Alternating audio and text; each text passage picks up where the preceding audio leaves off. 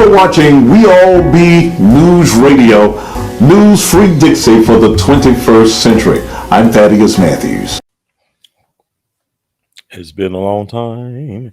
It's been a long time. I should not left you without some dope info to research. Research. Dope information to research, because information is power. Good information is good power. Bad information is bad power. But it's still powerful to know. And this is Brother Ron, and welcome to the We All Be show around about midnight. Do do do do do do do do do do do.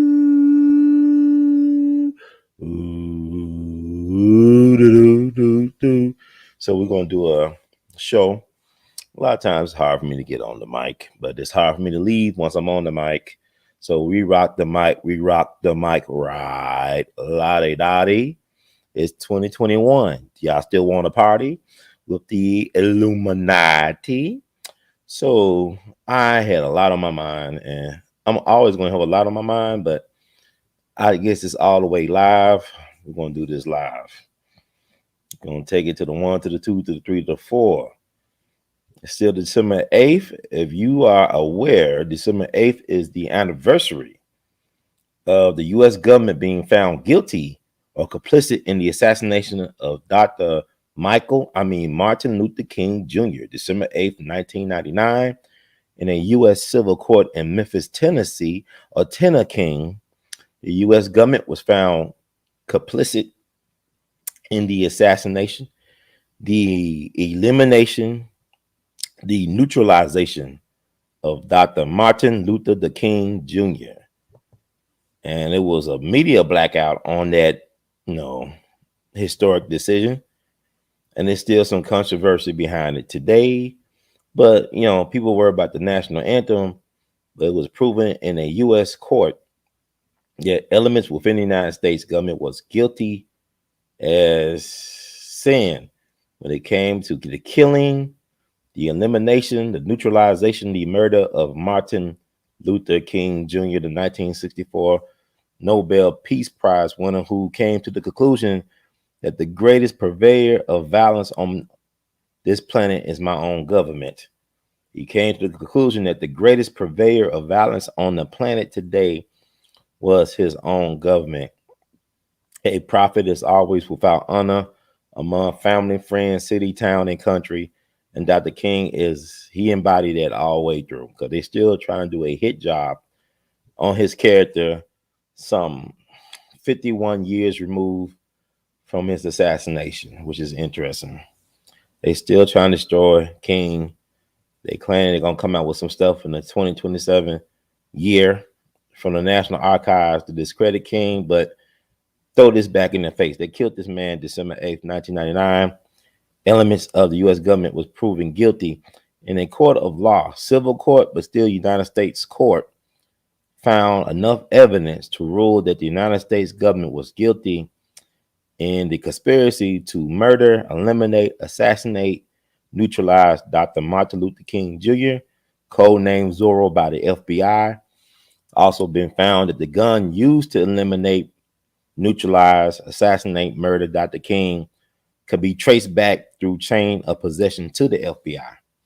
And yet y'all still trust the feds to do right by you all.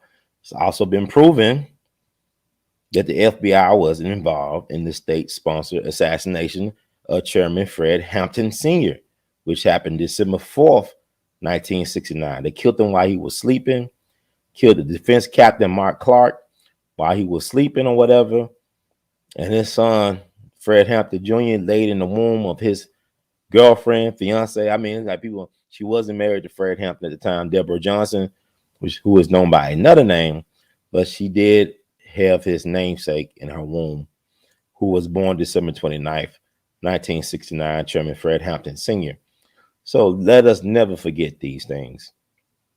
As much as we want to blame ourselves for our own pitfalls and downfalls, that there is a hidden hand in all things. And this is what I want to talk about tonight, that so-called hidden hand. If you like the words from Brother Herb, please spread the word. Please drop them donations. Cash App, Zelle, Venmo is preferred.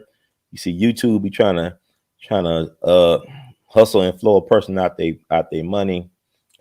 They take more than half of what you donate or donate on here. So please feel free to use the other options. There's a lot of information to cover.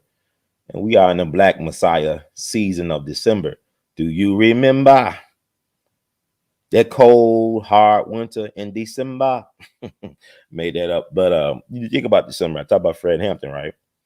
You also got, Pimp C got an interesting connection. He also was found dead in L.A. December 4th, 2007. And his birthday is December 29th. Fred Hampton Sr. was found dead on December 4th, 69. But Fred Hampton Jr. birthday is December 29th, like Pimp C's. That's interesting. But, Pimp C was a truth teller. A lot of people felt that his death was suspicious. And like my Jegna, the late great Emerson Abel Jr. used to tell me, nobody dies a natural death in show business. So all your hopes and dreams and all that stuff, y'all think all these people died natural death. Even if they choked out a chicken bone, it was not natural. Ain't nothing natural down in a machine that glorifies death, that used death as a ritual sacrifice for certain agendas. There are a lot of the layperson don't really truly understand, let alone understand the significance or the implications thereof. So this is why I pride myself on doing this show, because this stuff be on my mind all the time. And it's not important that I have a group approval, that I'm popular, that I need support. It's more important that I put these things out there and let it simmer among you all. And y'all do what y'all want with the information provided from me. But let me read this disclaimer so y'all can understand where I'm coming from.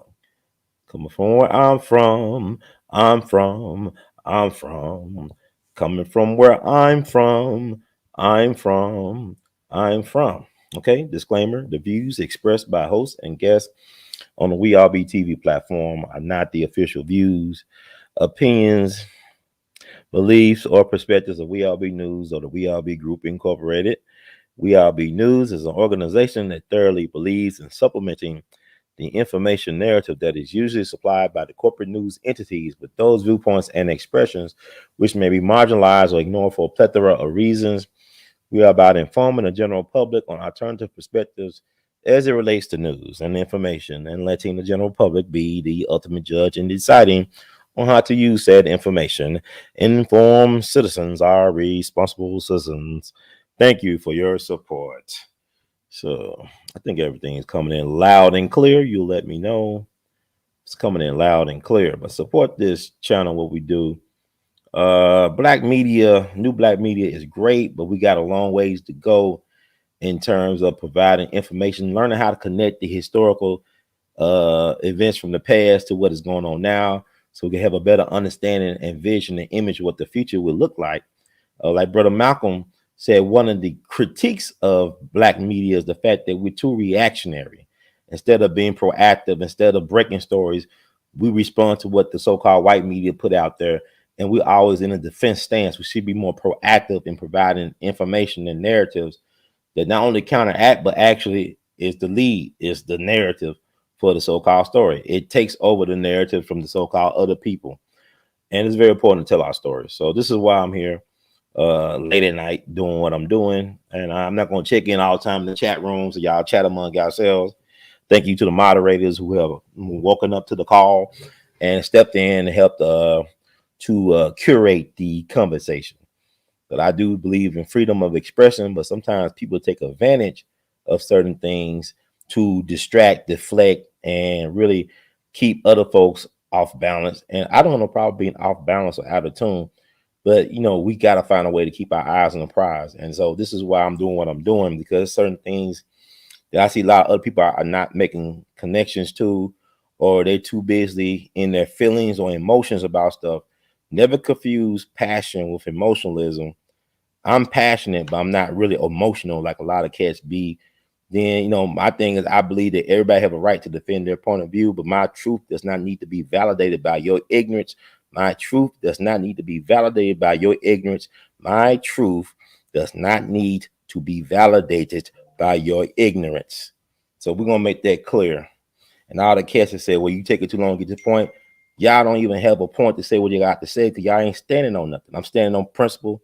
I have a moral compass. I have a moral code. And I thank you kindly for people who have donated. Thank you so much, Ankh, for the donation. We love you madly.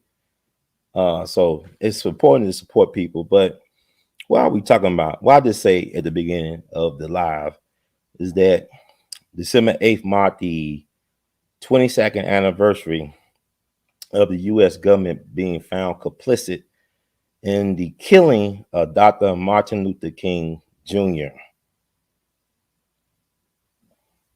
The state was found guilty. Okay, that's important to understand. Very much so.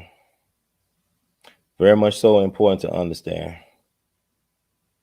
All right, I'm sorry. I'm just getting my thoughts together. Dr. King. He been dead for 53 years. I don't know if I got it right or wrong. Been dead for 53 years. Fred Hampton been dead for 52 years. The movie Black Messiah came out. You know,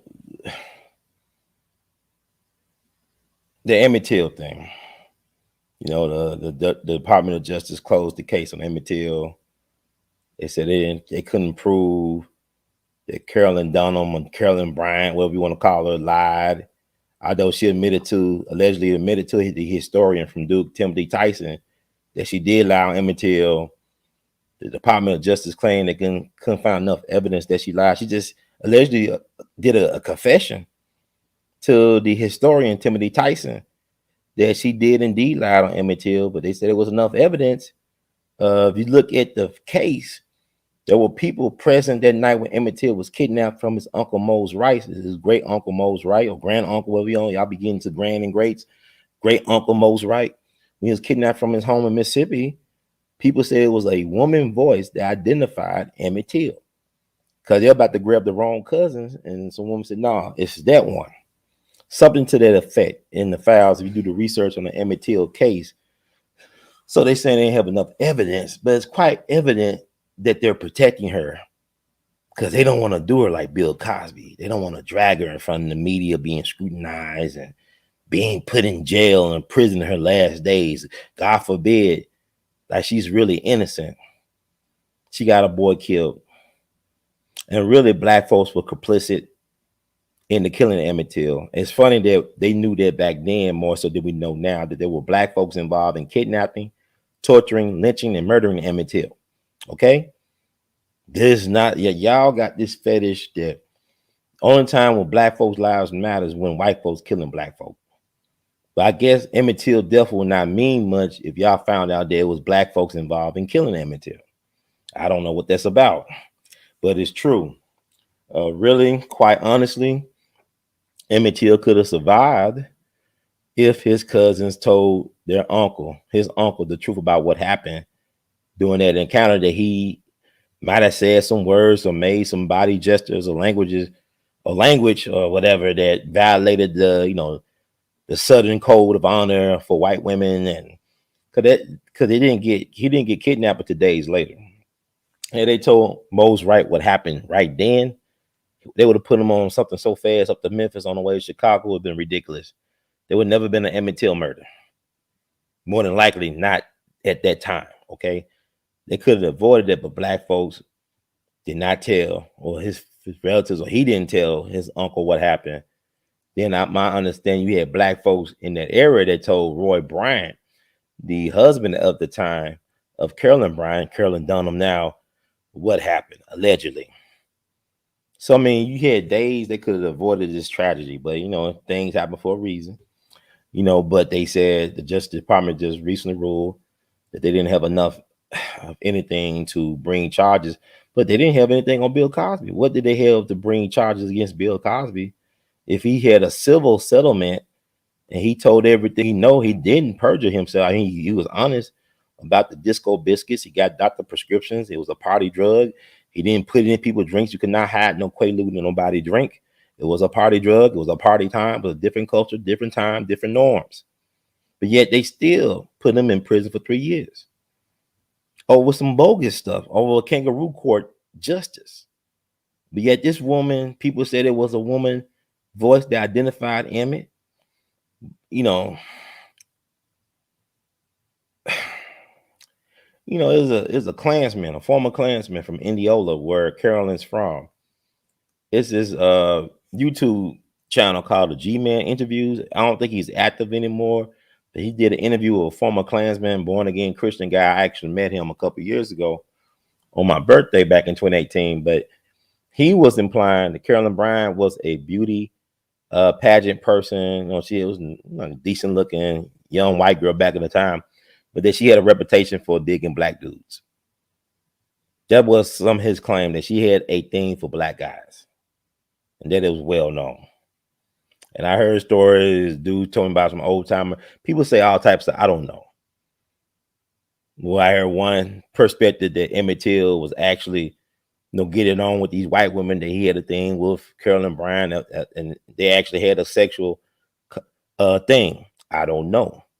I do know that I have met people from Mississippi, black men, or even Charles Evers, Medgar Evers' brother, talk about encounters with white women down south that made them uncomfortable. Like this one guy I met, I ain't gonna never forget this guy. His brother had to leave Mississippi. This back in the day, I want to say back in the 60s, perhaps.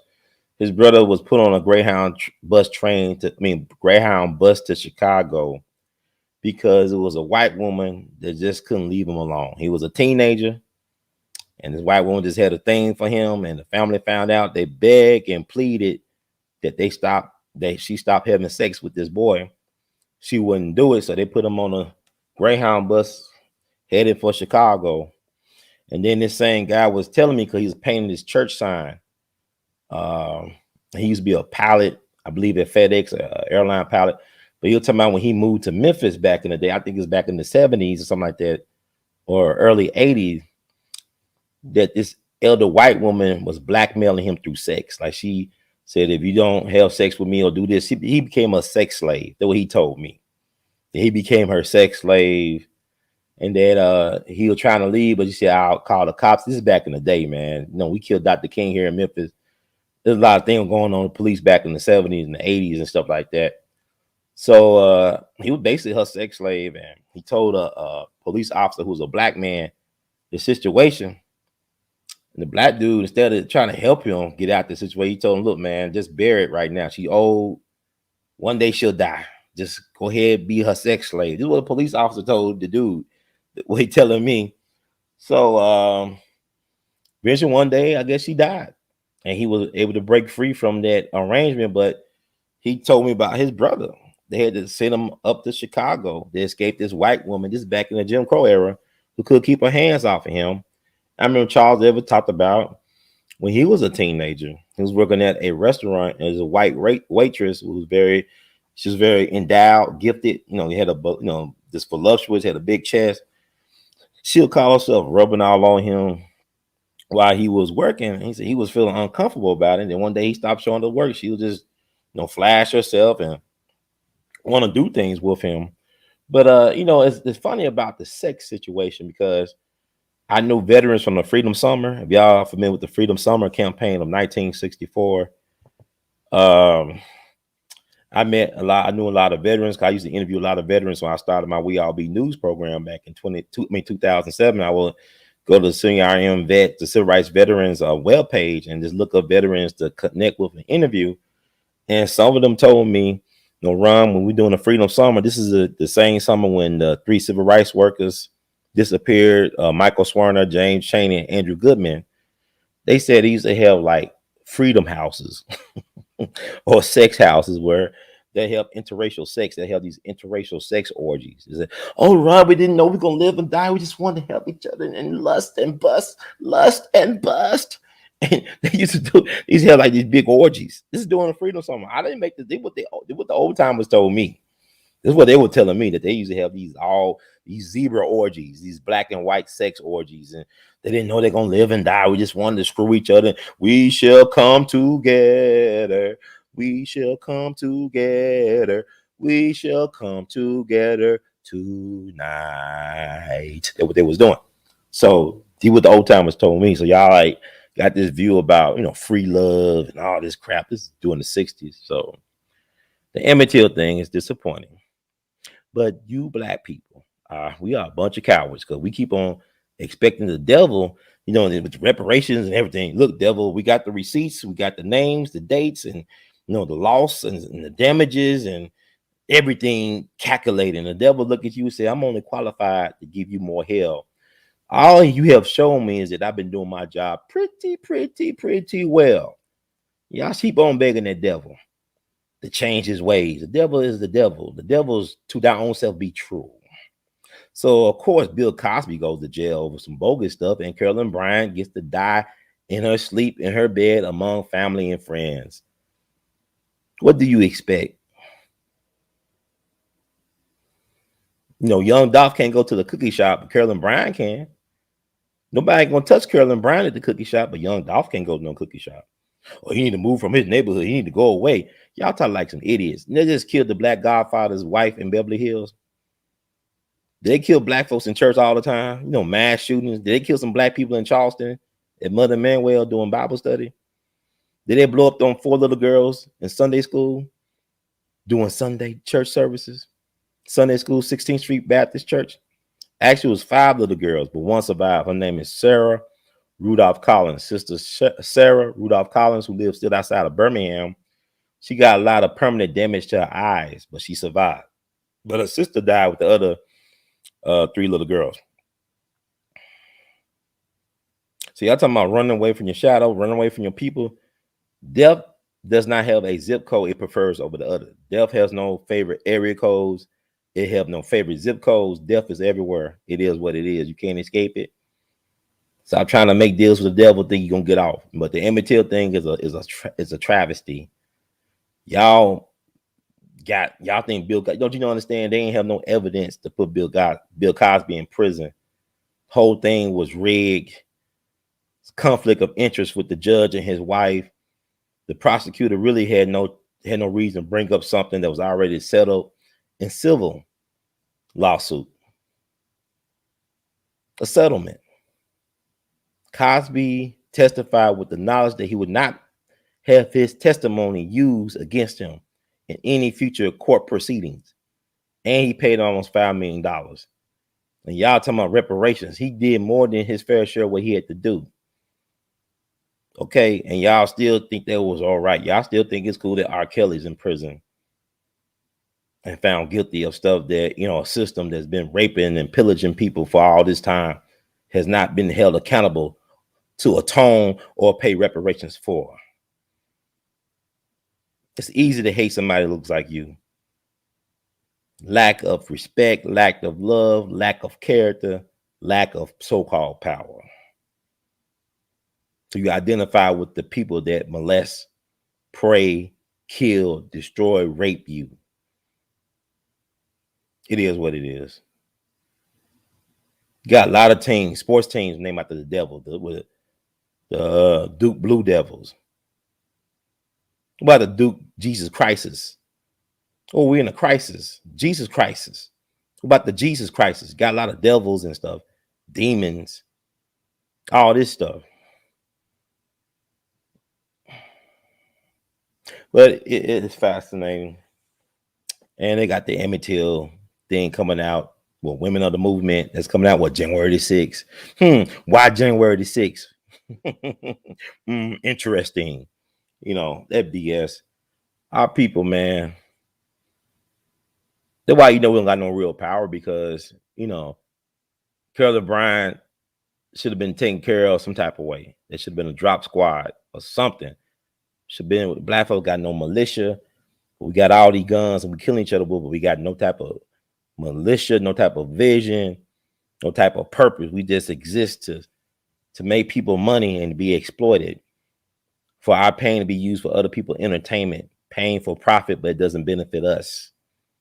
Therein lies the problem. Like, let's talk about, I touched on Dr. King, right? Let's talk about young Dolph. And I want to shout out somebody. If you really want to know what's happening with the young Dolph situation, the best source for my money would be to check out the cussing pastor, Thaddeus Matthews. I'm going to put up his page. He's the best source on this young Dolph thing, because I don't know what's going on with the Memphis Police Department. Local news, they ain't really doing nothing. But I do know there's a lot of people been dropping dead in Memphis, dropping like leaves off of trees during fall. You understand? A lot of murders been happening since young Dolph's death. And Memphis is known for murders, but it's a lot of interesting murders happening. Not all of them are connected, of course, to the young Dolph situation, but it's interesting nonetheless. Now, that's Thaddeus Matthews. Check him out on YouTube. That's his page, The Cussing Pastor. Now, I always liked Thaddeus Matthews. I think he's the greatest investigative journalist in the city of Memphis since A.L.L. He's the greatest investigative journalist in Memphis City history since A.L. That's how great to me. And he's like entertainment for a lot of y'all. He sometimes cater to your lowest vibration. He knows his audience, but at the same time, between the cussing and the, bombastic stuff he does, the large and life persona that he is, he provides a lot of good information if you just be patient and listen. So he got, police insiders telling him, feed him information, and he's not a dummy, and I interviewed Thaddeus back in 2015. He's on a We All Be TV channel. Got a playlist with Thaddeus Matthews. Or the interview I did with him, I gave him a We All Be Artivist Lifetime Achievement Award. And people said, well, he's a shock jock. But yet he serves the people.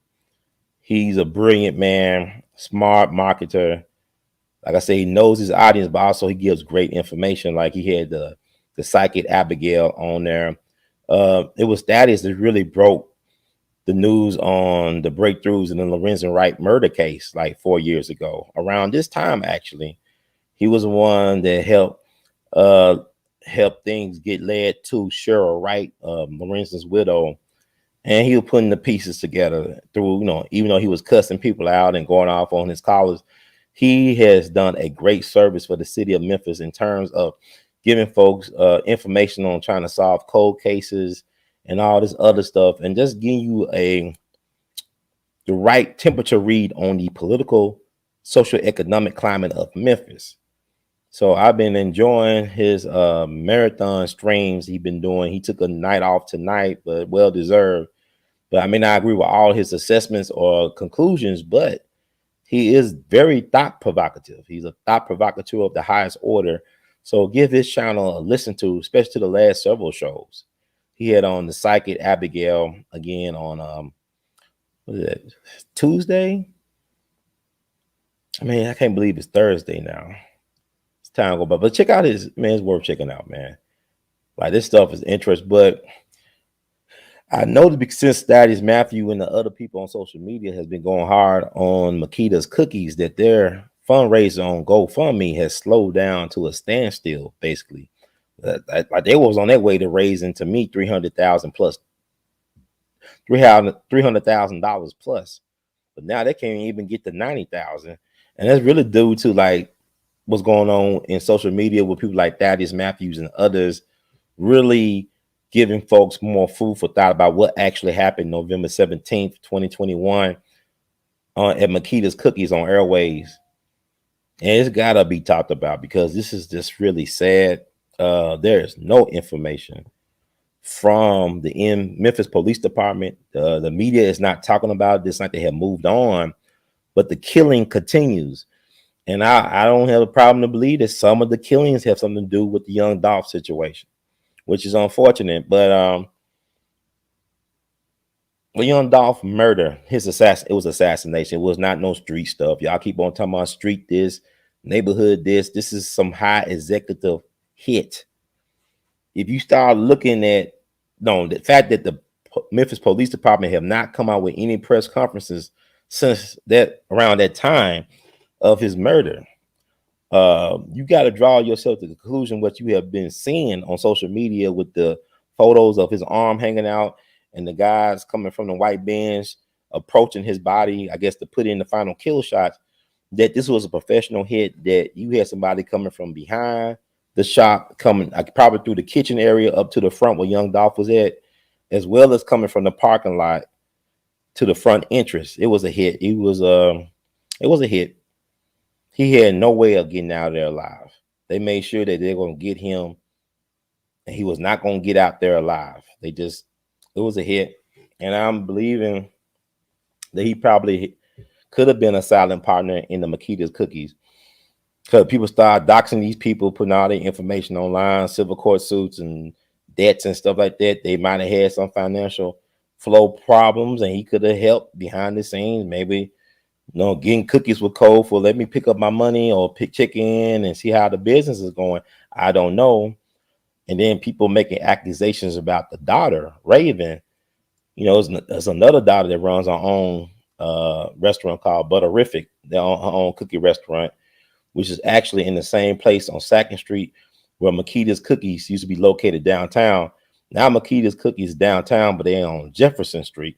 But it was at the 2nd Street location, which is now occupied by their daughter, Tamika Hurd's cookie restaurant called Butterific, which got some good cookies as well. People talking about Makita's Cookies is nasty. Makita cookies are not nasty. They're actually good. I'm not going to put that on them. They got some good cookies. They are in many different Kroger stores throughout the region for a reason. They're not bad cookies. But anyway, they're saying that Raven, she's a stripper. I have no problem with that. But, I don't think we should trust strippers from Memphis anymore. Should we? Look what happened with Miss Robbie's son, Tim. And it was allegedly a stripper from Memphis that helped set up the contract kill on his nephew, right? But I mean, I don't know. Memphis strippers, and Bill Cosby made a song about on a train to Memphis to see this Memphis woman, and Jamie Foxx. I had far too many drinks. In the embassy with this girl from Memphis, Tennessee. I mean, Memphis women are interesting. Steve Harvey, woman is a Memphis woman. These Memphis women could be scandalous, y'all. Pay attention, wake up, wise up. I had a high school classmate. His name was Billy. He was very popular, handsome guy, pretty boy, handsome guy, very popular with the women in school. Come to find out, he was murdered by set up by a pretty woman. I believe in Orange Mound. Got shot up in his car. She's arrested. She's doing long, like football numbers in prison now. But he was set up by this pretty girl, and young guy. Women loved him, and this woman set him up. So anyway, it can happen. But I think young Dolph, the fact that this woman, Raven, allegedly manages rappers and she got connections to the music industry, like to Sony and stuff like that, that's interesting. Cause I believe she was the one that recorded young Dolph in front of the store, endorsing Makita's Cookies and stuff, getting into his truck and all that. I just hope to God that the truth come out very soon, that nobody else got to get hurt. Folks getting killed affiliated with these people and stuff like that. I just hope she had nothing to do with that, but it is what it is. Things happen.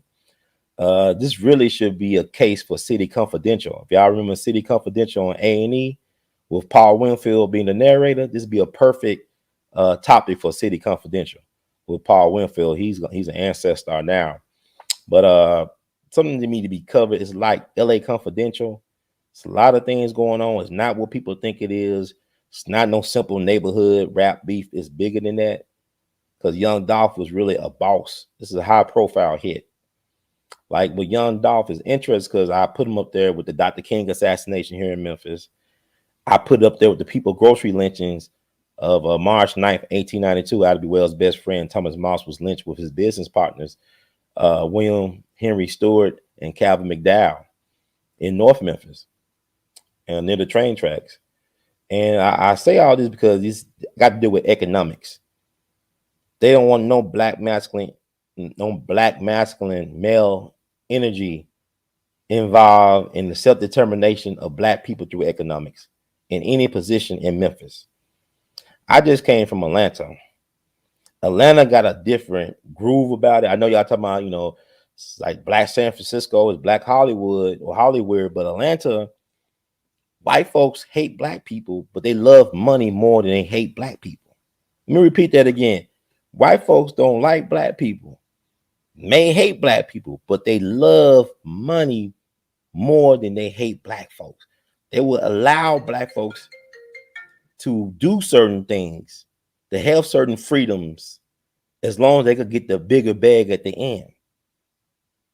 But in Memphis, they can't stand a Negro to have a say in anything. It's a plantation town. You know what I'm saying? Memphis is not poor. People keep on talking about it's poor. It's only poor because Negroes can't get nothing. This city is wealthy. You got all types of millionaires in Memphis. You got Fred Smith, the founder of FedEx, a billionaire. He don't live out in the suburbs. He lives in Memphis. He's a billionaire. You got Fortune 500 companies headquartered in Memphis. FedEx is in Memphis, the headquarters, world headquarters. The world's second largest cargo airport is in Memphis. It used to be the #1 cargo airport in the world. That's Hong Kong now. But Memphis is an important distribution hub for culture, commerce, and everything else. Memphis is not poor. It's genetic poverty engineered. It's genetic engineered poverty.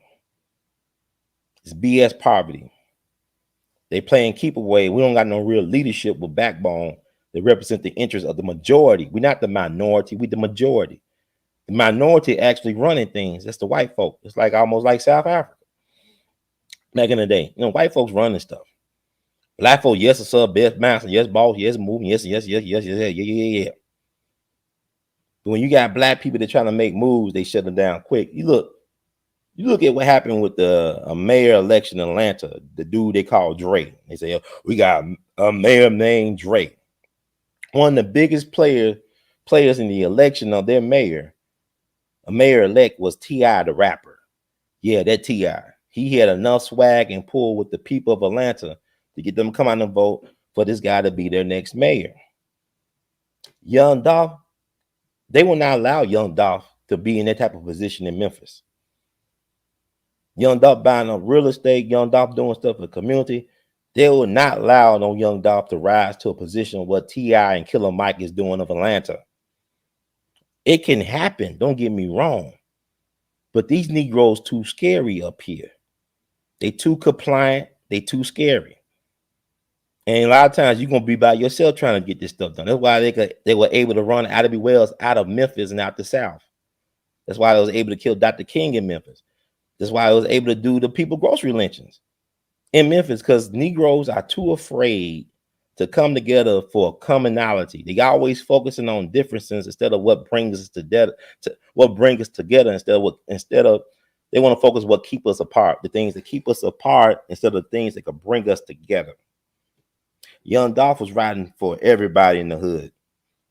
You know, it's interesting. People say, well, you should never come back to the neighborhood. Marion Barry knew you got to invest in the people. Marion Barry could walk in the hood and be protected. Marion Barry can run for mayor right now. They'll zoom Marion Barry from his grave. He can run for mayor and win. If Black folks wanted it to be. Because Marion Barry believed in investing in people. Marion Barry is from South Memphis like Young Dolph. Yeah, he was born in Mississippi, but he from South Memphis. He went to Booker T. Washington High School. He went to Lamar Owen College. And he was just a couple of units away from graduating with his degree, I believe, in chemistry or biology. Brilliant brother from UT Knoxville, but he decided to leave and join the movement.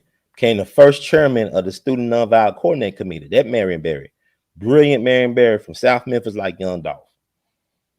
He never left the people behind. But y'all want Young Dolph to leave the people behind. It's not safe to be around us. We savages. Yeah, we so much savages that we allow everybody else to exploit us. We let foreigners come in from different countries. Young Dolph grew up in the neighborhood, but yet y'all allow foreigners to come in and exploit your monkey, assets. But Young Dolph ain't safe in the community that helped raise him. But a dude from so-and-so stand could come over here and get a business set up, and you allow this person from a different country, not from a different neighborhood, not from around the block, but from a different country to exploit you at will. And y'all won't do a damn thing about it. But yet Young Dolph is not safe among his own people. Come on, man. If they want you, they're gonna get you. They'll kill you anywhere. They'll kill you in church. They'll kill you in a restaurant. They'll kill you in a barbershop. They'll kill you at the stoplight. You ain't safe from death, man. Y'all need to stop it with the nonsense. Young Dolph murder was an assassination like Dr. King's. It wasn't a lone gunman. It wasn't just 3 gunmen. It wasn't just 2 gunmen. They are not important. It's not even important who pulled the trigger. It's more important who called for the pulling of the trigger. Who's the shot callers? The real people are always insulated. These suites and executives control the streets. The streets don't run nothing.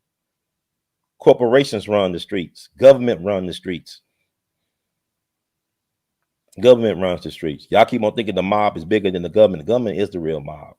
The mafia cannot exist without the government. It was prohibition that helped create the Al Capones and Lucky Luciano, not the other way around. Don't get it twisted. No, the mob killed Kennedy. Hell, the mob is they the hired guns. They not the shot callers. Who's the shot callers? You get anybody to do anything, on suicide runs. If you don't want to live, but you're afraid to die, you're afraid to kill yourself, but you want to die. It's easy to find those type of people around that's willing to do those type of jobs that are suicidal runs.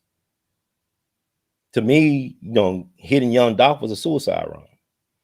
Because Young Dolph really was a boss, but the problem with us as a people, we don't really have no real OGs.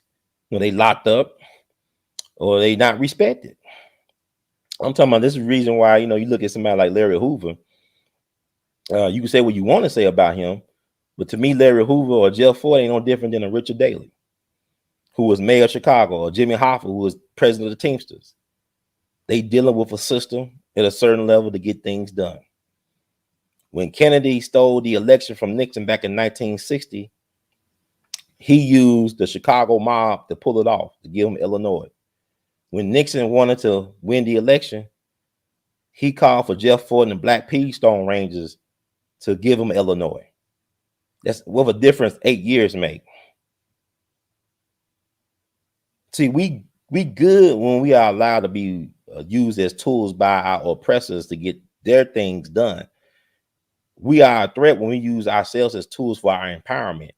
See, Richard Nixon can use a Jeff Ford to get some political power and leverage, but we can't let Fred Hampton Sr. use a Jeff Ford to get some political power and leverage. We can't let no black man have that type of power. Like they said about Malcolm, when he was able to direct the Muslims and then control the crowd by his discipline and by his gravitas. That's too much power for one man to have. Now it's too much power for one black man to have. A black man is not allowed to be able to use that type of power for the benefit of his people and for his agenda. We're not allowed to do that. Young Dolph cannot be like Henry Turley. Henry Turley is a white dude that got generational wealth. He's allowed to be a real estate contract person, real estate developer. But Young Dolph, there he be one, let alone his son or his grandson will be in a position of a Henry Turley to be able to control and make money off of Memphis through questionable real estate practices. Young Dolph was buying up real estate like Robert Church Sr. did, who saved Memphis from elimination. They shot Robert Church Sr. in the head during the Memphis Race Massacre of 1866 in his own saloon on Beale Street. He didn't leave Memphis. He started buying up real estate. He was able to save Memphis from elimination when he brought the first city bond to bring the city back after it losing its charter during the yellow fever epidemic. Robert Church made his money by selling white Kit Kat in brothels on real estate property that he owned. He was hustle and flowing back in those days. You understand? That's the Memphis way. But what I'm saying is Young Dolph, they would not allow Young Dolph to be like a T.I. in Memphis or a Killer Mike in Memphis. That would make Atlanta so unique that there are black celebrities or people from their city. Killer Mike ain't afraid of living in Atlanta or going through Atlanta. T.I. ain't afraid of being in his hometown, Little Boosie. They not afraid to run for office or support people that run for office or to hold office themselves. Why is everybody else got to be afraid to do that? Why couldn't Nipsey do what he wanted to do in L.A.? Because he was holding up gentrification. Why can't Young Dolph? Because Young Dolph was a threat to holding up gentrification.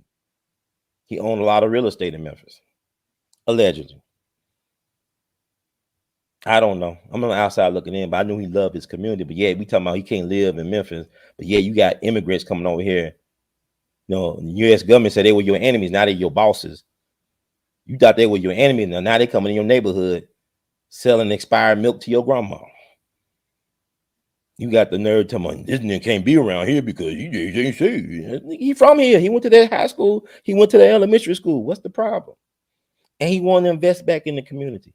So they always killing the givers. They never kill the stingy people. The people that want to give nothing. We worship those people. We love those people that don't give us nothing.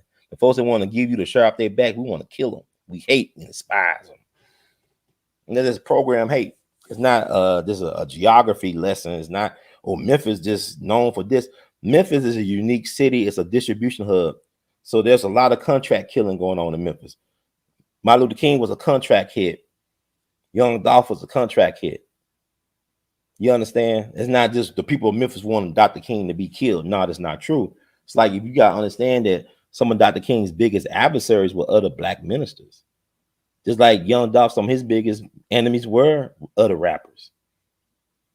Jealousy, hate, envy. So that's not, but that's a smoke screen for a bigger thing. It's like if you start looking at comparing Young Dolph's situation to Sam Cooke, compared to Otis Redding, then you start understanding what's going on. And all three of these kids got connections to Memphis. Young Dolph is from Memphis, got killed here, of course. He put Memphis on his back, made, you know, but like he said, Memphis is to him like Cleveland is to LeBron. Cleveland is to LeBron like Memphis is to Young Dolph. LeBron was not born in Cleveland. He was born in Akron. Young Dolph was not born in Memphis. He was born in Chicago, but they from where they from. You could be born somewhere else and be from somewhere else. Aretha Franklin was born in Memphis, but she's from Detroit. You understand what I'm saying? You see how it works? So what I'm saying is, Young Dolph rep Memphis. He was Memphis. He was the king of Memphis. Okay, he chose to be a Memphian, and he rep it, and he loved his city. And the city should do right by his legacy and actually officially solve this murder case. But you got to understand the politics and politics of Memphis. Marion Barry could not do what he did in D.C. and Memphis without getting killed. You understand what I'm saying? Maynard Jackson was able to do the things he did, and he's from Atlanta. They didn't kill Maynard Jackson, allegedly, perhaps not, maybe so. But I'm saying he was able to change it where he had empowered and created a black business class of millionaires. Same thing what Marion Barry did in the DMV area. Created a black business class of millionaires and also hired a lot of black folk that look like you and I, even darker than me, in government positions. He made a lot of folks money. He also helped send a lot of people to school, and he was not corrupt. He just had a love of pussy and drugs. He had his vices, but he was not corrupt. He did not sell out the people. He gave it his all. So we should never forget Marion Barry, regardless of, and then they killed his son. They gave his son a hot package of stuff. He died. He didn't make it to 40. They killed his bloodline. Because that's the very thought that Marion Barry had somebody could succeed him, in spite of his demons and problems, was a threat to the system. So you got to understand bloodlines. They just don't kill you. They kill your bloodline. They killed Malcolm X's grandson because he was trying to follow in his grandfather's footsteps. Either they tried to character assassinate him. And with that movie, Betty and Coretta came out the same year he got killed. They were trying to get Farrakhan and Malcolm's grandson with that movie. They just got Malcolm's grandson, whose mother was set up by the FBI. Her Jewish boyfriend was the FBI guy that tried, like, she was trying to get a hit on Farrakhan. And y'all remember when they had to sit down at the Apollo Theater, Farrakhan and Dr. Betty Shabazz, they squashed all that because Farrakhan already knew what the play was. It's COINTELPRO. It never stopped. But Young Dolph was on his way. He was the king. They was afraid that he might be the mayor of Memphis. Nobody got rid of Young Dolph. Not only that, getting back to Sam Cooke. You know, Sam Cooke, you stay in Lorraine Motel. A lot of black entertainers back in the day, you stay in Lorraine Motel in Memphis. You know, it was a documentary that came out to talk about how Sam Cooke got into a confrontation with a police officer in Memphis, where he told a white police officer, "You know who I am?" He said, I bet your wife know who I am." He said, "Ask your wife about who I am." And Sam Cooke was bold because the police officer wanted him to push the car. Their car stalled or something like that. And the police officer wanted Sam Cooke to push the car out the way. And Sam Cooke basically said, I don't push cars. I'm a singer. I'm an entertainer. Said, "Why don't you ask your wife who I am?" Ask your wife about me tonight. You know how Sam Cooke was very cocky, man. Cause they even sent another Sam to stop Sam Cooke. Sammy Davis. "Hey, Sammy, baby. Hey, Sammy Cooke. Hey, man. Shaboing, boing, boing, man. You gotta slow down, man. You're going too fast, man. Shaboing, baby. Shaboing the candy, man. Yeah, they took my eye out, man. My eye is looking out for you. The other eye is looking out for you. Shaboing, boing, boing." You know, but Sam said no. And they got Sam Cooke because he wouldn't stand down. They got young Dolph because he wouldn't stand down. He was too independent, too like he was printing his own money. He said, "Well, I'm gonna sign $22 million. I can make $22 million in a short period of time and then some." And the gatekeepers don't like people that want to be self-determined in that industry. Same thing with Otis Redding. He had his own publishing company. He wrote "Respect" and "Sit on Dock of the Bay." You know, they still go hard to this day, right? Otis Redding was just 26 years old when he died. He died in a plane crash. He crashed over Lake Monona in Wisconsin, the icy waters. They got a picture of him in Jet Magazine, the morgue, like in rigor mortis, stiff inside his plane seat. But like James Brown's son was saying, that Otis Redding wanted to get with another Georgia boy named James Brown to start their own distribution company to control black music. And they said, "Well, you ain't gonna make it to 30, man." And they got rid of Otis. See, he had some great songs, but Otis didn't know how big he was until he went over to Europe. And them white folks went crazy over Otis. They thought he was a white man all this time because back in those days, a lot of time when you had black artists, they would have like white people on the album cover instead of the black artists. Like you looked at the Five Heartbeats talked about that. Even other movies, you know, talked about how the black artists were hidden from their fans, and you know, so Otis didn't know how great they were or received until they went over to Europe, and it just and then he come back. He said, "Look, man, I gotta say, I got some power." But they ain't gonna let him practice that power. They killed him. They took him out of here. They took him out here December 10th, 1967. At 26 years young, they took Sam Cooke out of here. He thought he owned his stuff. Then found out his business partner and manager, Alan Klein, was cheating him. That his Tracy Limited Company was registered in Alan Klein's name, not in his name. And before Sam Cooke could make those changes and fire Alan Klein, he was dead in some hotel under questionable circumstances in Watts at the age of 33. Nipsey Hussle was 33 when he died too. And to this day, Alan Klein company APCO controls Sam Cooke's catalog. Like you could not have that movie made one night in Miami without them being producers on it because they control the rights to his music. They could license it to anybody they want to. They're making millions and millions of dollars a year off of Sam Cooke. His family not getting one red penny off of that. His wife sold any of his holdings in their company and his publishing to Alan Klein back in the 60s for about $100,000, maybe $105,000, something like that. But imagine that. I mean, that was a lot of money, but it's not a lot of money. You think about how much his catalog generates to this day. It's like with Malcolm X's widow, Dr. Betty Shabazz, may she rest in honor. She sold the rights to Malcolm X's life story about $100,000 to this Hollywood producer, Marvin Worth. This is back in the 70s. But it took Spike Lee to make the movie. And even then, the studios did not want to give Spike Lee all that money to make Malcolm X to finish it out right. So he had to go to Dr. Bill Cosby, who he despised for whatever reason. Michael Jordan, Oprah Winfrey, Magic Johnson, Janet Jackson. A lot of people gave money to complete that film. But ain't no telling how much money the Malcolm X movie generates in, playing on networks and TV and stuff like that. It's probably playing somewhere around the world right now as we speak. And the family is not getting any of that money kicked back into his estate. See, one thing about Coretta, I respect her game because although y'all complain about the King children, you got to understand they didn't grow up normal. They've been through a lot of trauma, unresolved trauma, generational trauma. So, so the fact that they still around is a miracle. I know the eldest Yolanda passed away under questionable circumstances. Like Malcolm X's youngest daughter passed away on recently under questionable circumstances. But they've been through a lot. But their mama took enough sense to try to get some of Dr. King's intellectual property in order so the estate can control, so the family can benefit from the trouble and the trauma that was caused by the state of our government. Our government killed Dr. King. Our government killed Malcolm X. Our government killed Chairman Fred Sr. But yeah, y'all don't know who did it. Y'all keep on, who did this thing here? How they do that there? They use people like us to do us in. That's how they do that there. They use people like us to do us in. That's how they do that there. Okay? So you see a black face and black fingers that pull the trigger, but they not really the mastermind. They just fucking tools. They're just tools. That's all they are. Just tools. We're just weapons for the oppressor to keep on oppressing us. We just weaponized for our own oppression. We have been weaponized as a people for our own oppression, That's what that is about. You understand?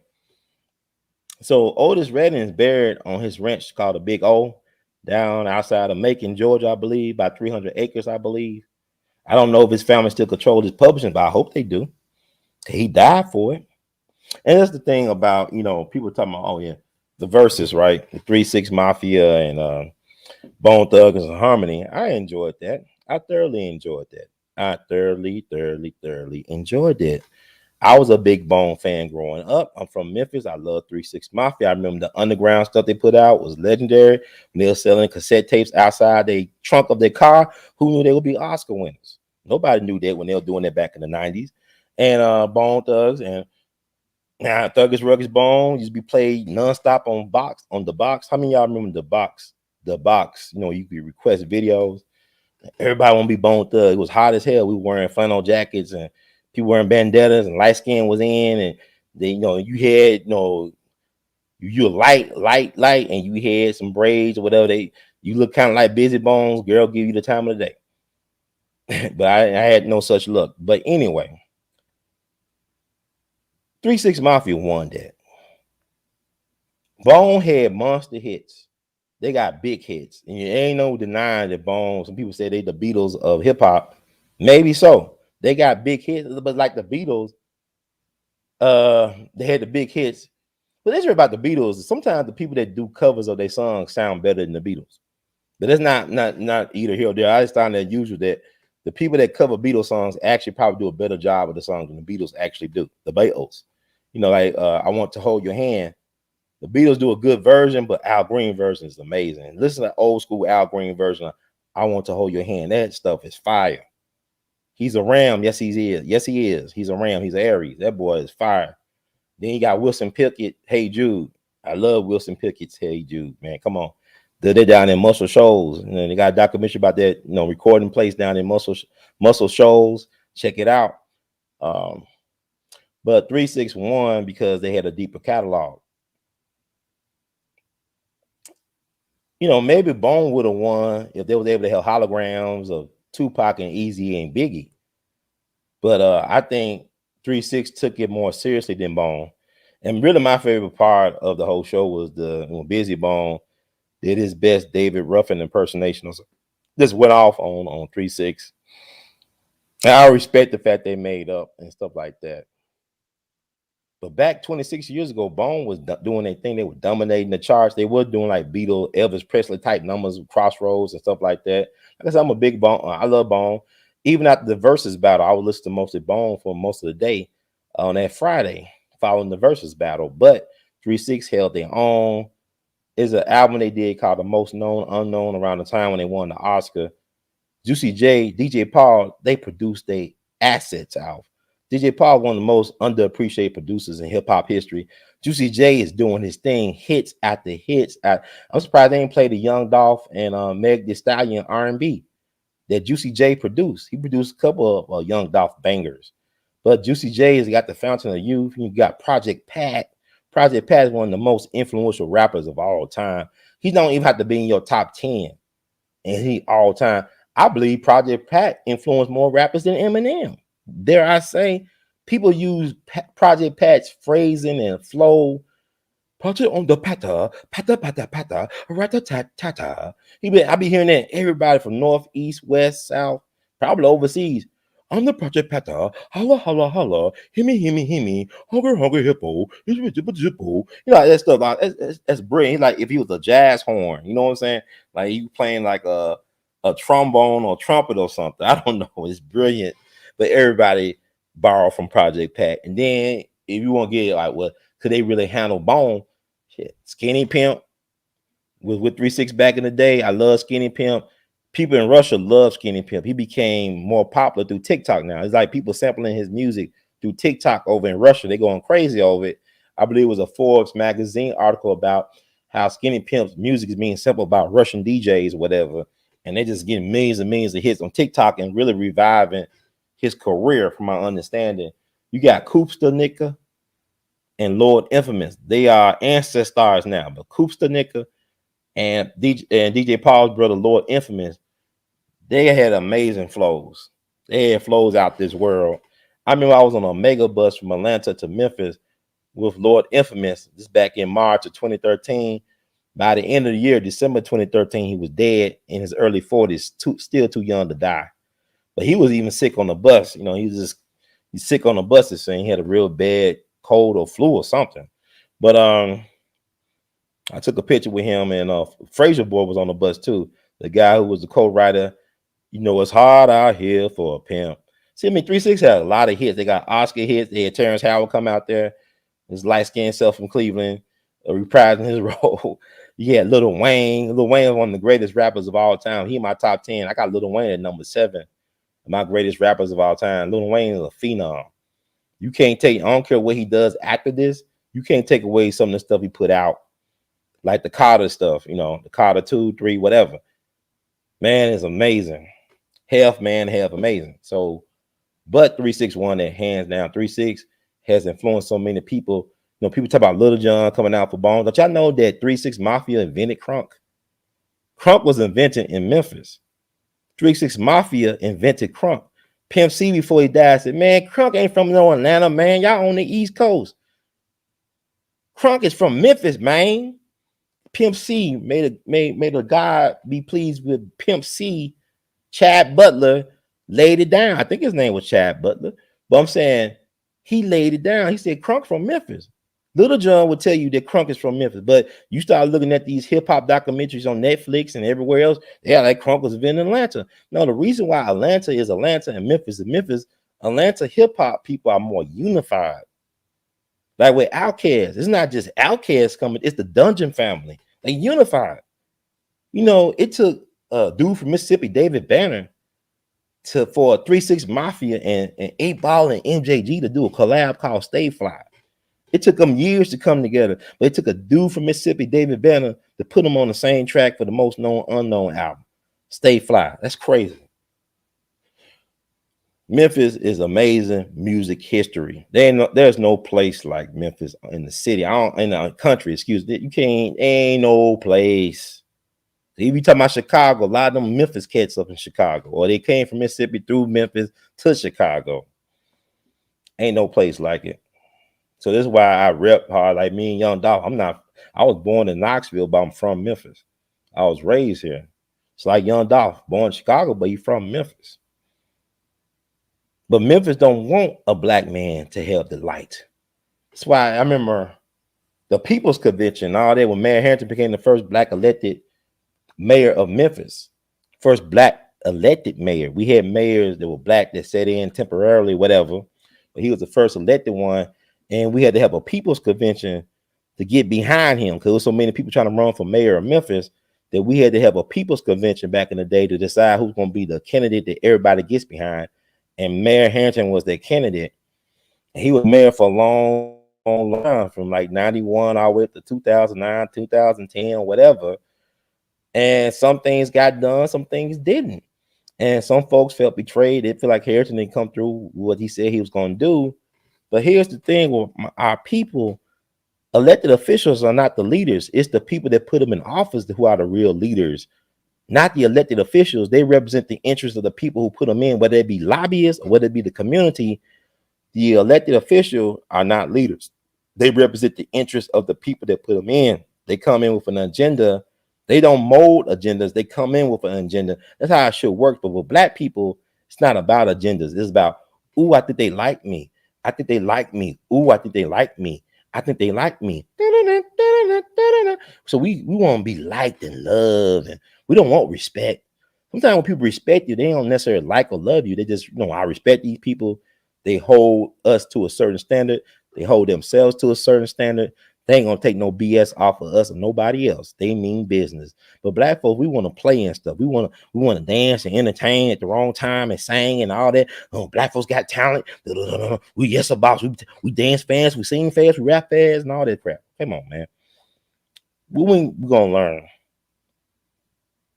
These folks ain't lying to us. They are who they are. They say who they say they are. That's who they are. But don't even go by what they say. Go by what they do or don't do. And then you know better. And hopefully you'll do better, but we haven't learned our lesson. We don't have no real black leadership. And black folks are not allowed to mature into becoming real leaders. We are in a state of arrested development as a people. We're not allowed to have accountability and responsibility by the nature of the system. We call our entertainers call themselves the baby or little baby, or not knocking them. I'm just saying, oh, they our leader. We went from Malcolm X to the baby. Who's y'all leader? His name is the baby, or it's little this or little that, or baby that or baby this. See, it's a baby boy complex in full bloom. We cannot be men. We got to be emphasized and infantile in our behavior. A lot of us are not. I ain't talking about even being gay. I'm talking about a lot of us as males have effeminate traits because we've been raised by women. Too much estrogen, not enough testosterone to balance out that stuff. We think like women. That's why there's a lot of deaths, because we're not thinking like rational men and analyzing. And everything ain't worth death. Every action is not worth a death reaction. That's why we don't have the OGs out on the street. That's why Larry Hoover is relevant today. But hey, you had cats like that out with their organizations. There'll be some rules to this. Maybe there'll be, hey man, don't do that. That's not no. We're not gonna do that. It's like, well, like I said, with Frank Sinatra and the mob, it was times that Frank Sinatra was out of line that people had to step in and intervene and say, don't hit this dude. Let him live. Or when Frank wanted somebody killed, Frank, you can't get that guy. He's a made guy. Don't touch that guy, Frank. You don't have consent to touch that guy. He's made. He's off limits. So you gotta have cats like that. We don't have cats like that. We have cats that are very emotional. I screwed your baby mama. That's a mark for death. I mean, she's community property, dude. You the one that should have wore a condom. She's community property. Some people are just community property. It's like the Big Meech had the right idea. He said, hey man, that's everybody girl, man. Why you getting mad? That's everybody got to get a turn on that. That's everybody's. Don't be mad, brother. That's socialism. You got to socialize that Kit Kat. So anyway, we don't have those type of guys around with some power and some gravitas. We don't have that. You have the inmates running the asylum, the kids running rampant in the candy store. That's what we have right now. Because really, multimillionaires shouldn't be like trying to kill each other.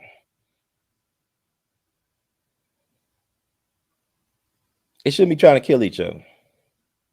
There's enough for everybody. Like, you look at the mob, Las Vegas was neutral zone. They said we all can make money here. We don't need to kill each other in Las Vegas. That's bad for business. We all can make our share here.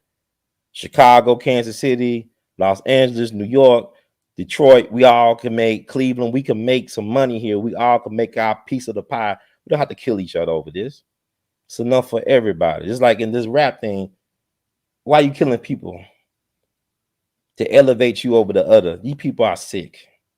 This is murder rap. And we casting spells with our rap and while singing. We casting these spells we don't understand until it's too late. Young Dolph, y'all trying to say, well, he talking about this in this song. They ain't. My thing is, as an artist, yes, it's great to talk about what's going on and the reality of the situation, but we also got to be visionaries and manifest an alternate reality of where we want to go. I believe we as artists are failing ourselves by limiting ourselves to always just keeping it real and talking about the hood politics. Sometimes you got to elevate yourself beyond that.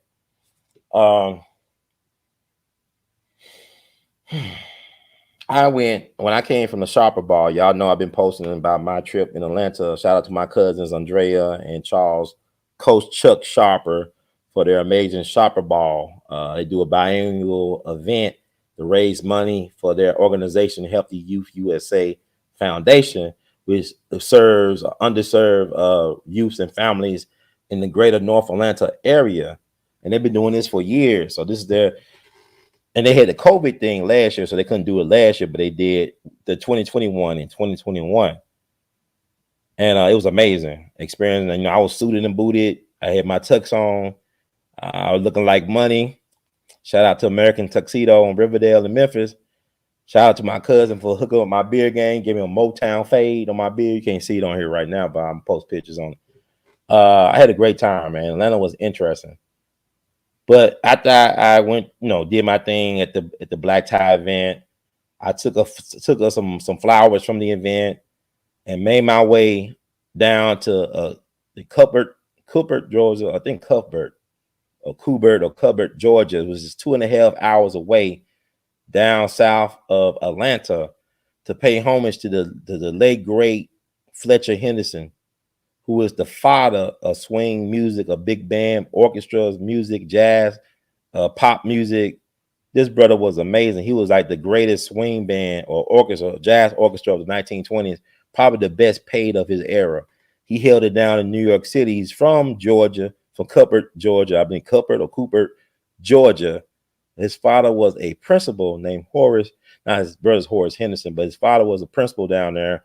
He was a principal at the high school down there for about 62 years. He retired in 1942, died in 43.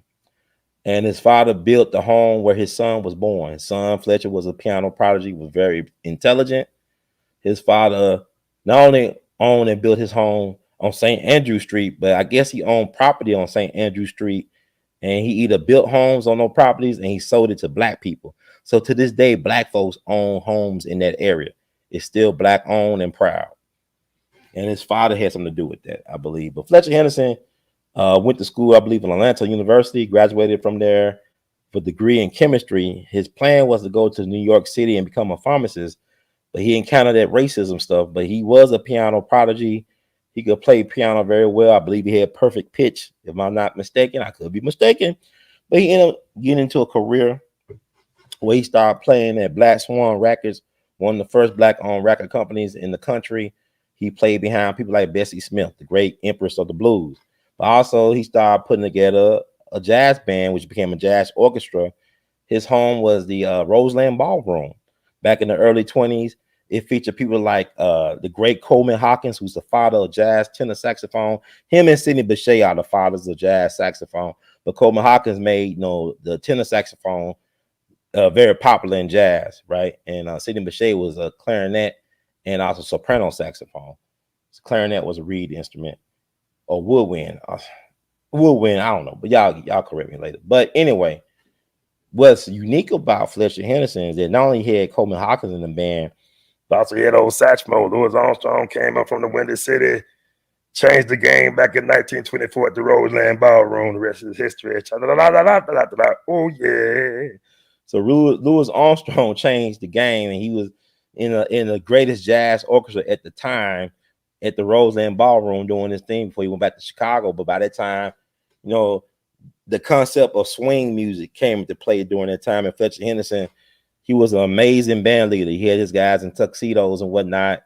I believe Fats Waller wrote some of these songs and arrangements for the Fletcher Henderson band, but he never got his credit. This is what I got from Coleman Hawkins talking about it in a rare interview. He talking about how Fats Waller would write all this stuff for Fletcher Henderson, but Fletcher had money to pay Fats Waller, but he should have kept Fats Waller on a regular pay schedule, because Fats Waller was writing all these hits. He was like a Biggie Smalls of jazz, or Notorious B.I.G. of jazz music. He just had so much in his head he could just write and just whatever. But Fletcher Henderson was important because he was the cat that gave Benny Goodman the keys to the kingdom. And that's how Benny Goodman became the king of jazz or king of swing, was because he hired Fletcher Henderson and used Fletcher Henderson arrangements for his jazz orchestra. So Fletcher Henderson is not well known like he should be today. He died think at the age of 55 back in December 29th, 1952. I'm not mistaken. His birthday is December 18th. He was born in 1897. But to show how much respect they had for him, Benny Goodman and John Hammond, who was Benny Goodman's brother-in-law, who worked at Columbia, who discovered like Billie Holiday and Count Basie, Bruce Springsteen, Aretha Franklin,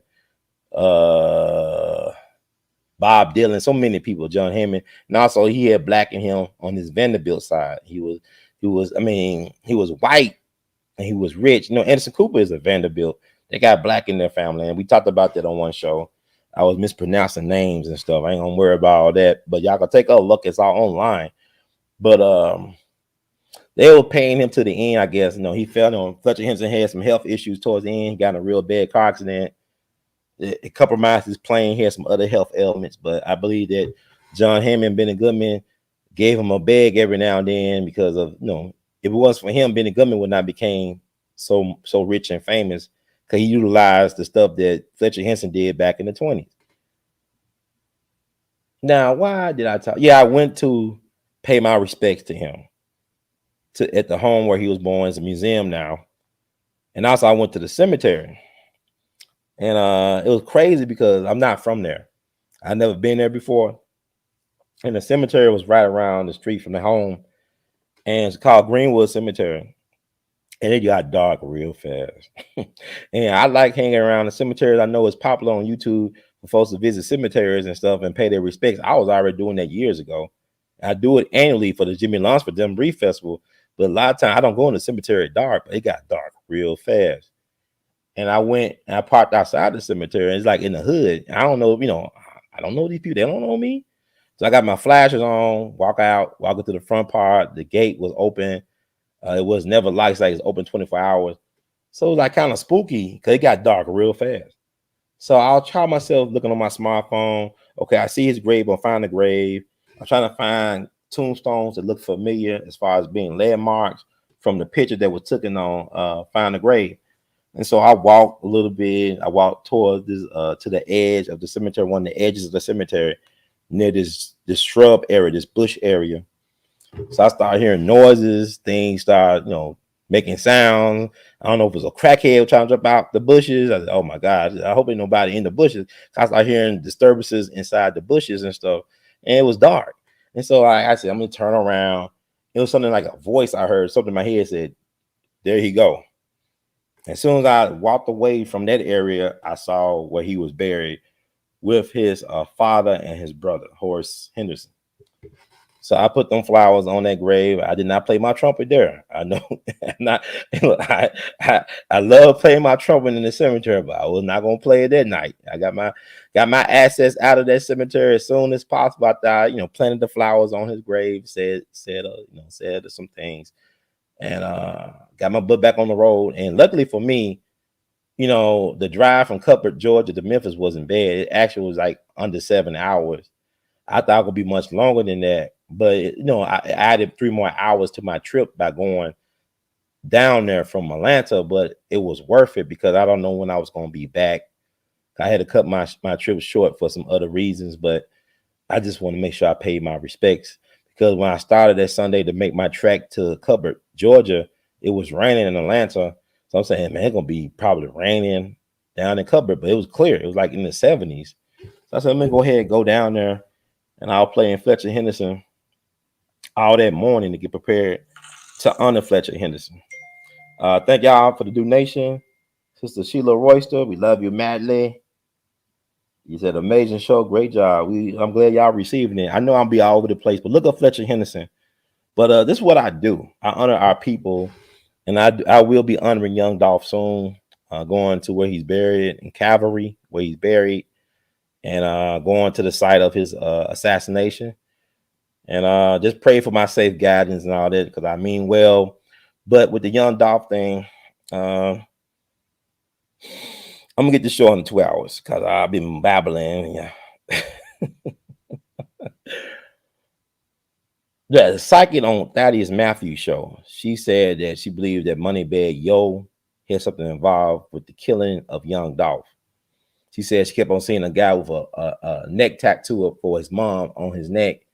and that Yo Gotti don't have a neck tattoo. I mean, do Yo Gotti have a neck? I mean, he have a big head. I got a big head, but I'm just joking about that. Please, people, it's just a joke. Me no respect. I no disrespect. I bump Young Gotti's music. He's one of my favorite rappers. But here's the thing. She said that the person involved with the killing Young Dolph had a neck tattoo for his mom. And she kept on saying it was Moneybag Yo. She said that she kept on calling Black Youngster Black Gangsters. I think she meant Black Youngster. She said the people that think that Black Youngster did, he didn't do it. It wasn't Yo Gotti, it was Moneybag Yo. I don't know. And I like Moneybag Yo. He's one of my favorite rappers right now. I like his flow. I like his anthems. I like his wordplay. He got the complete package to me. Very much enjoy Moneybag Yo. And I just hope that he had nothing involved. It had nothing to do with what happened to Young Dolph, but they do have some history. They have allegedly did songs together back in the day. They did songs together back in the day. So that don't mean anything, but Biggie and Tupac was tight at one point. Tupac put Biggie on. Y'all keep on trying to downplay Tupac. Tupac put Biggie on. Tupac put Biggie on. Tupac gave Biggie the game. He allowed Biggie to open for him, and all of a sudden they had to fall out after the Quad studio shootings. Because Tupac felt that Biggie knew more than what he was willing to tell, but Biggie said he tried to warn Tupac to stay away from certain street guys. And see something. I'm gonna do a quick trick. I think I got a bad Wi-Fi connect. I'll be right back.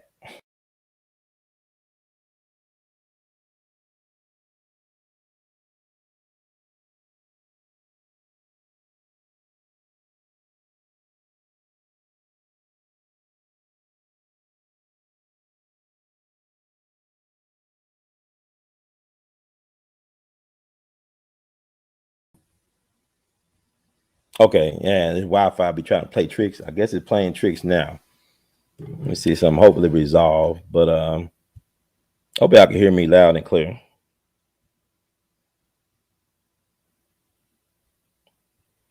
I can hear me now. Okay, I'm gonna work through the Biggie was put on by Pac. Pac felt betrayed by Biggie at the Quad Studio incident. He felt like Biggie didn't do enough to warn him, so it must have been a setup. Now we know that the guy, not just Haitian Jack is out. He's in the Dominican Republic, from my understanding, but it's the other guy named that was a known gangster, Jimmy Henchman.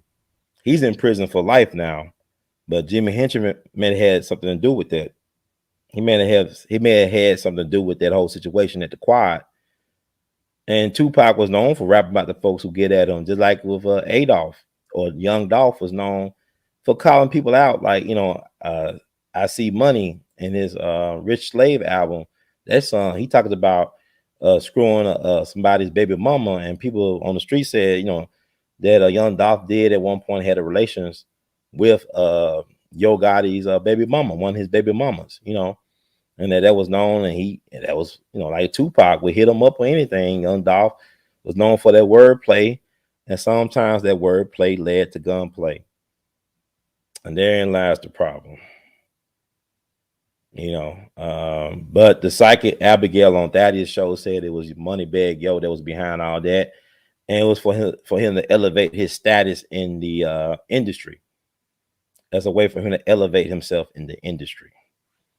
Let me try this one more time.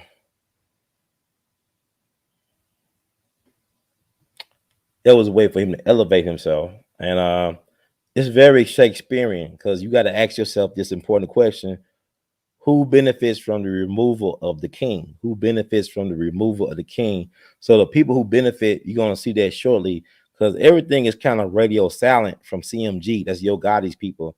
They're not putting out too much of anything in the social media. I think that's a smart play. Eventually, they're going to have to come out and address certain things, but people already think what they think. So there's no point of adding fuel to the fire at this point. It's kind of like cooler heads prevail. Let's regroup, because Yo Gotti has something coming out that he postponed. So I think they're making the right moves, and people think what they want to think. But who's going to benefit from the removal of Young Dolph, the king of Memphis, in the long term and the short term? Could be interesting to see. Let me try one more thing. Okay, I'm back clear. Okay, good.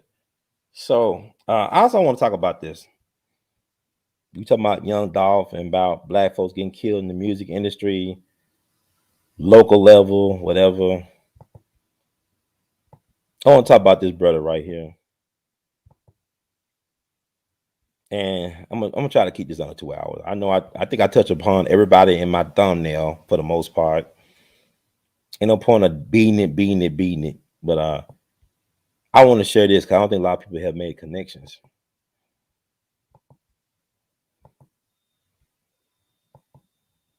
That brother right there, that great black man, that's John Dolphin. Dolphins of Hollywood. You know, they talked about it, you know, in the opening of Dolomite Is My Name, Eddie Murphy. He was working at Dolphins of Hollywood. But they never talked about who the man John Dolphin was, who created Dolphins of Hollywood. And in the here you go. Let me make this bigger than me.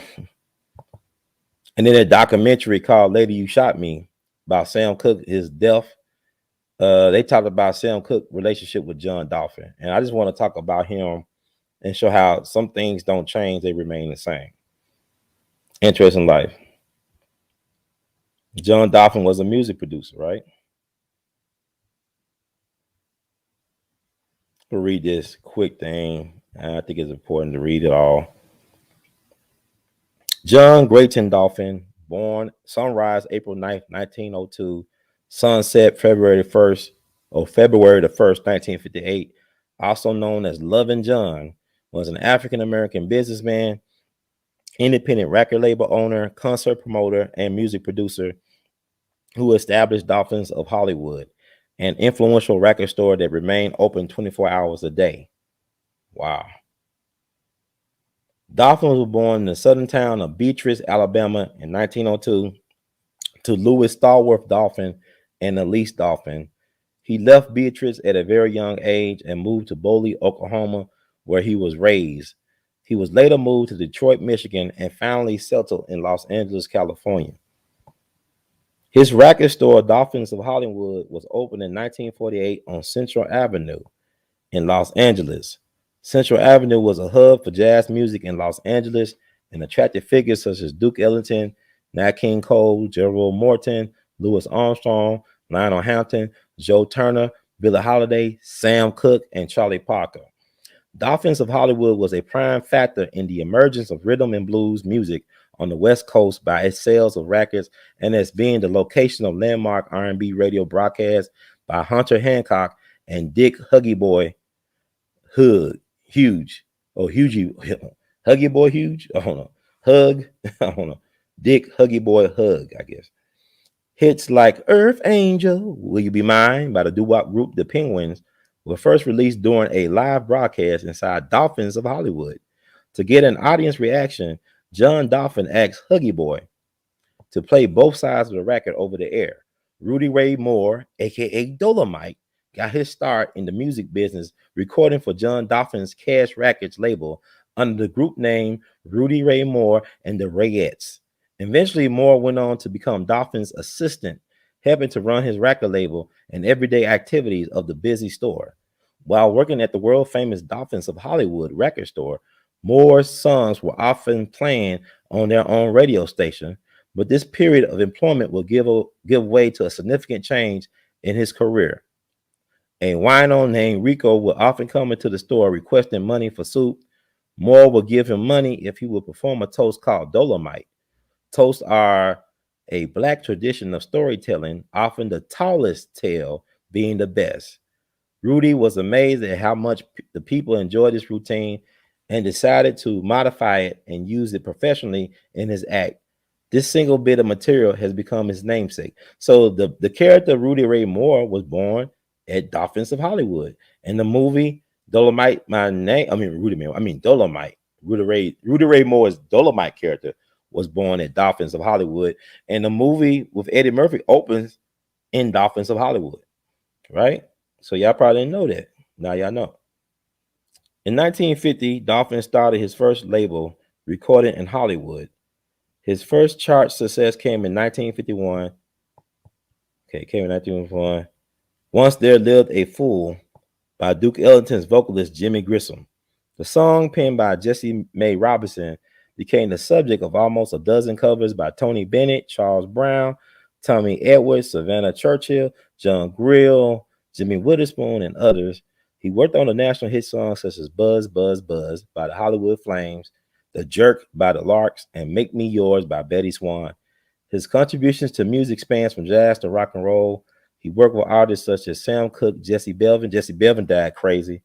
He was in a car accident right after he did a concert with Sam Cooke and I believe Jackie Wilson in Arkansas. It was allegedly the first integrated concert in Arkansas history. Somehow his driver lost control of the car. Some people say the brakes were cut, and him and his wife, who was his manager, was tragically killed. And he was a young guy. Some people believe he would have been bigger than Sam Cooke. Like Etta James thought that Jesse Belvin would have been bigger than Sam Cooke had he lived. And Jesse Belvin was a phenomenal singer. Okay, Charles Mingus. Okay, he worked with artists such as Sam Cooke, Jesse Belvin, Charles Mingus, Pee Wee Creighton, Major Lance. No, Major Lance is the father of the current mayor of Atlanta, Keisha Lance Bottoms. That's her father, Major Lance. Scott Ben Crowders, Harry Caesar, Tony Allen, Gene Forrest, Percy Mayfield, Damita Joe, Marvin Phillips, Jesse Belvin. Yeah, I said Jesse Belvin. Eleanor Jacquet, and Linda Hayes. Dolphin produced several famous records under the Recorded in Hollywood label and eventually created other labels like Lucky Records, Cash Records, and finally Money Records. Dolphin sold Money and his holdings to Don Pierce Hollywood Records in 1956. Okay, Dolphin brought fame to many underserved, talented Black artists who had been hidden behind the facade of crossover music.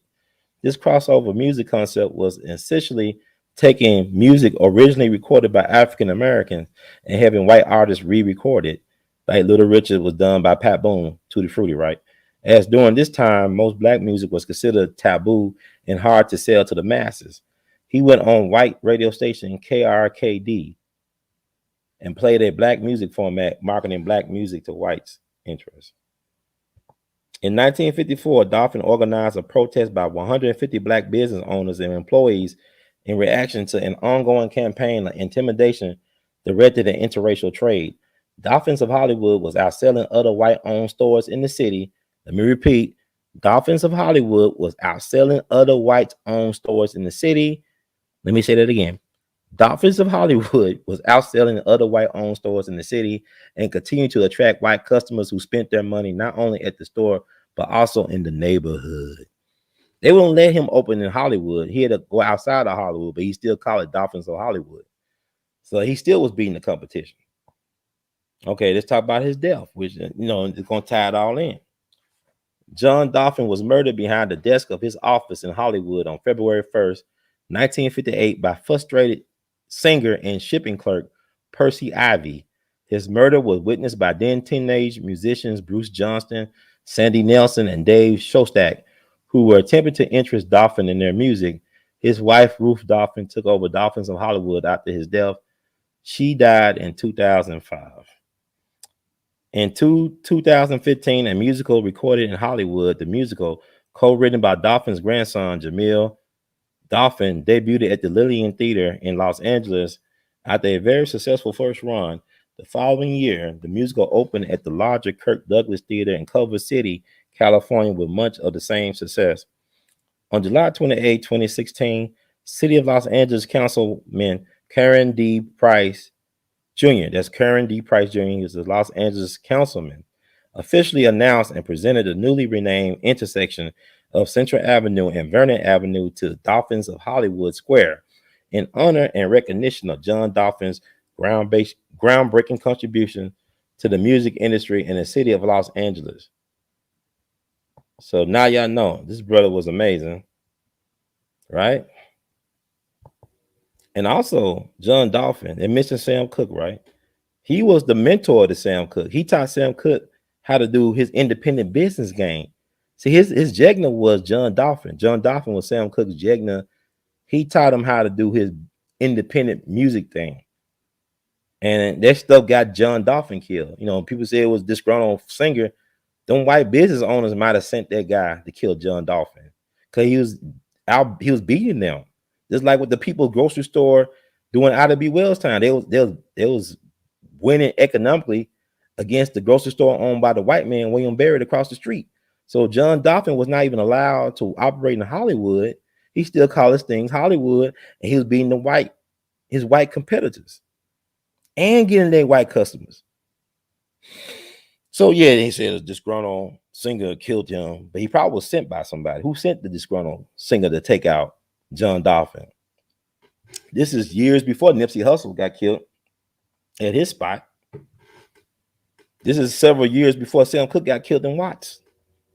And this was his Jegna that told him how to do the game, how to get on radio, how to get your songs popping, how to control your business. That was his teacher. That was Sam Cooke's teacher that they killed. So this ain't no new game. He was in his neighborhood. He wasn't afraid to do business in the hood and stay open 24 hours doing business in the hood and investing in black people. I remember my grandfather was in the service, my mama's father. He told me about he used to love going to Central Avenue on the weekends.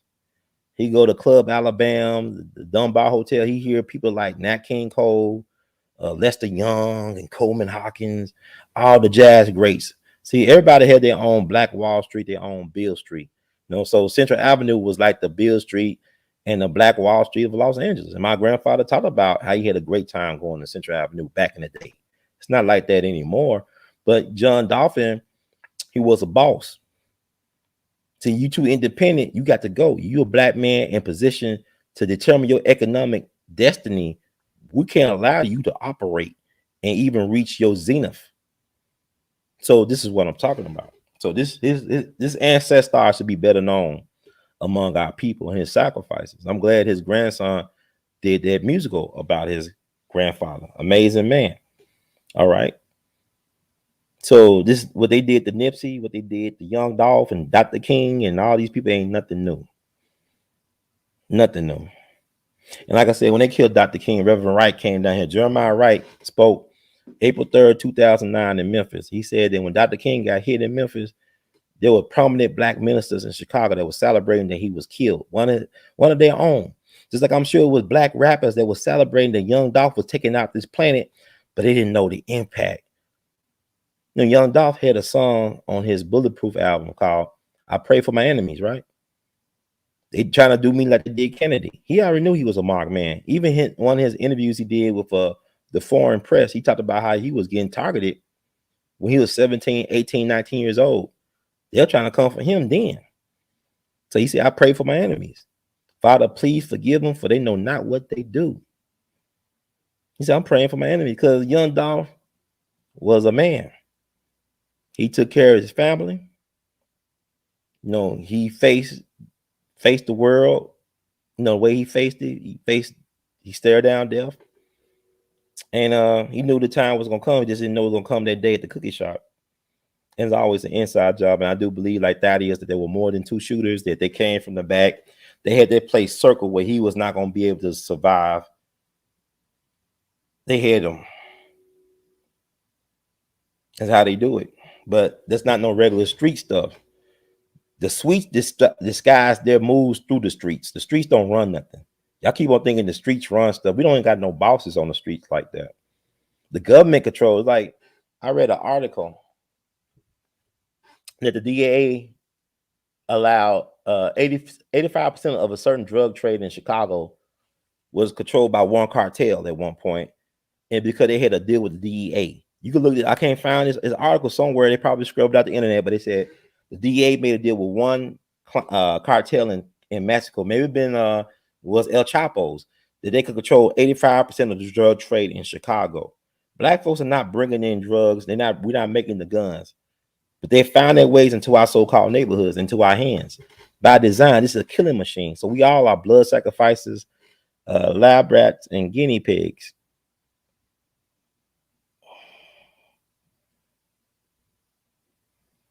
Yeah, Dolph got shot in North Carolina, got shot at 100 times in North Carolina, got shot 3 times in the abdomen in Hollywood.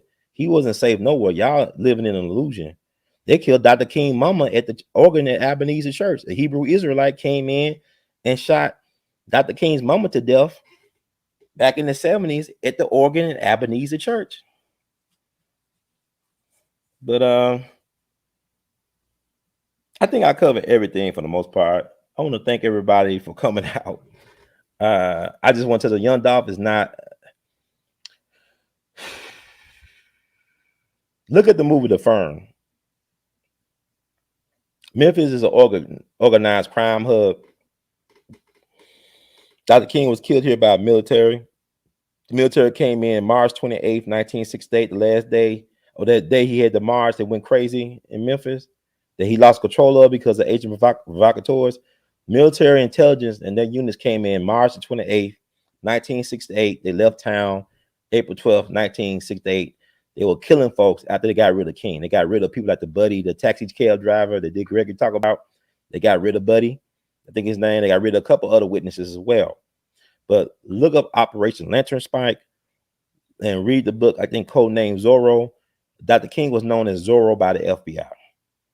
But I just want to touch on that. I hope y'all are doing well and staying blessed and highly elevated. Thank you all for spending time with me tonight. I think I cover all the things I want to cover right now. I don't want to overdo it and be 3 hours or 4 hours. I'll get back to y'all. I got a couple of things I'm working on that's going to benefit everybody. Thank y'all for being patient, for rocking with me, for the moderators, for the donators. If you donated in the chat, I haven't looked in the chat. I want to thank everybody who took the time to listen, to donate, to support, to add conversation in the chat. We love you madly. And if you like the words from Brother Herb, please spread the word. Subscribe. Subscribership is coming up. I want to get the 100,000 subscribers soon. Thank you all for tuning in. Got a lot more great content coming. Subscribe to We All Be TV while you can. We All Be TV, one word. You also support the cause. Cash App your support, $R2C2H2. You can Google Pay, PayPal, Zelle your support, R2C2H2 at gmail.com. You can Venmo your support at R2C2H2. See you. Okay. And also you can buy artivist art. You can wear it. Go below the description box. Down there, access our official Teespring site, R2C2H2 place. This is a shirt I'm wearing for my Uncle Frenchie, who passed away July 31st. Founding visionary behind the Charleston Chronicle, and also his wife, Olivia, Olive. Her birthday, her 85th birthday was yesterday, December 8th.